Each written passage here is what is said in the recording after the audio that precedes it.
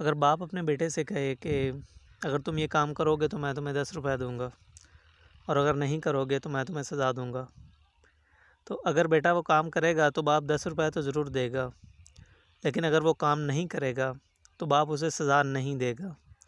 यानी कि बाप ने सिर्फ उसे धमकी दी थी, असल में उसने उसको सज़ा नहीं देनी थी। तो खुदा से मुतल्लक भी इसी तरह से एग्ज़ाम्पल दी जाती है जब खुदा की सज़ा से मुतल्लक बात की जाए कि खुदा ने भी असल में सिर्फ धमकी दी है, वो हकीकत में इंसानों को सज़ा नहीं देगा। अब इस एग्ज़ाम्पल का एनालिसिस करते हैं। लेकिन जब बाप अपने बच्चे से कहता है कि मैं तुम्हें सज़ा दूंगा, तो उस वक़्त वो बच्चा अपने बाप का दिमाग नहीं पढ़ सकता। अपने बाप के दिमाग के अंदर वो झांक कर नहीं देख सकता कि बाप का असल मकसूद क्या है, वो ये बात क्यों कर रहा है। अब हम इस एग्ज़ाम्पल को ख़ारिज में खड़े होकर देख रहे हैं, लेकिन अगर आप उस बच्चे की जगह पर चले जाएं तो वो बच्चा उस वक़्त अपने बाप के दिमाग को नहीं रीड कर सकता।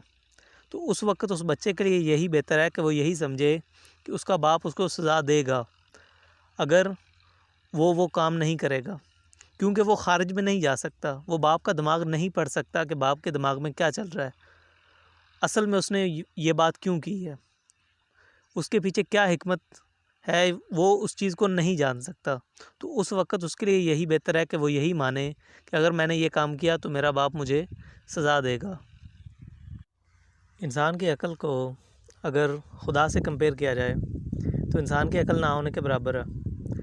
इंसान उसी बच्चे की जगह पर खड़ा है, इंसान की अक़ल उसी बच्चे जैसी है अगर खुदा से कंपैरिजन किया जाए तो जब खुदा ये कहता है कि मैं तुम्हें सज़ा दूंगा अगर तुम ये काम करोगे, या फिर अगर तुम ये काम नहीं करोगे तो मैं तुम्हें सज़ा दूंगा, तो इंसान ख़ारिज में खड़े होकर नहीं देख सकता कि खुदा ने असल में ये बात क्यों की है, खुदा सज़ा देगा या फिर नहीं देगा। वो 100% कुछ भी नहीं कह सकता। हो सकता है खुदा सज़ा दे, हो सकता है ना दे। तो ये कहना भी गलत होगा कि खुदा सज़ा नहीं देगा, और ये कहना भी गलत होगा कि खुदा सज़ा देने का पाबंद हो गया।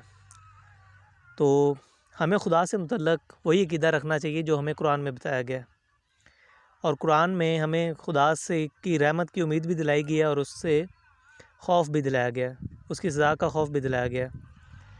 तो जब हम कोई गुनाह करने लगें तो हमें खुदा का खौफ होना चाहिए, और एक ऐसा शख्स जो गुनाह कर कर के खुदा से नाउम्मीद हो गया है कि अब मेरी बख्शिश कैसे होगी, तो उसे खुदा से अच्छी उम्मीद रखनी चाहिए। तो हमारा रवैया यही होना चाहिए। अब आखिरी फ़ैसला खुदा क्या फ़रमाएगा किसी के बारे में, ये उसके हाथ में है। कुरान में ये फ़रमाया गया है कि वो हर चीज़ पर कादिर है, क़यामत वाले दिन वो फ़ैसला करेगा, तो वो वही फ़ैसला करेगा जो उसकी हिकमत का तकाज़ा होगा। हम ख़ारिज में खड़े होकर नहीं देख सकते कि खुदा ने असल में ये बात क्यों की है, क्योंकि हम उस बच्चे की जगह पर ही खड़े हैं, और उस बच्चे के लिए उस वक़्त यही बेहतर है कि वो यही समझे कि उसका बाप उसको सज़ा देगा। तो इंसानों के लिए भी यही बेहतर है कि वो यही समझें कि खुदा उनको सज़ा देगा। असल में खुदा सज़ा देगा या नहीं देगा इसके बारे में कुछ नहीं कहा जा सकता, और इस बारे में भी कुछ नहीं कहा जा सकता कि खुदा के एहसासात बाप वाले हैं या नहीं हैं, खुदा के एहसासात माँ वाले हैं या नहीं हैं। इसमें से किसी चीज़ के बारे में भी कुछ नहीं कहा जा सकता। ये जो बाप और बेटे वाली एग्ज़ाम्पल है, इसको तो हमने ख़ारिज में खड़े होकर एनालिसिस इसका किया है, लेकिन अगर इंसान और खुदा को देखा जाए तो हम अब ख़ारिज में नहीं जा सकते। अभी हम उस बच्चे के फ़ेज़ में हैं, उस स्टेज में हैं, अभी हमारी अक़ल उस बच्चे जैसी है, हम ख़ारिज में खड़े होकर एनालिसिस नहीं कर सकते।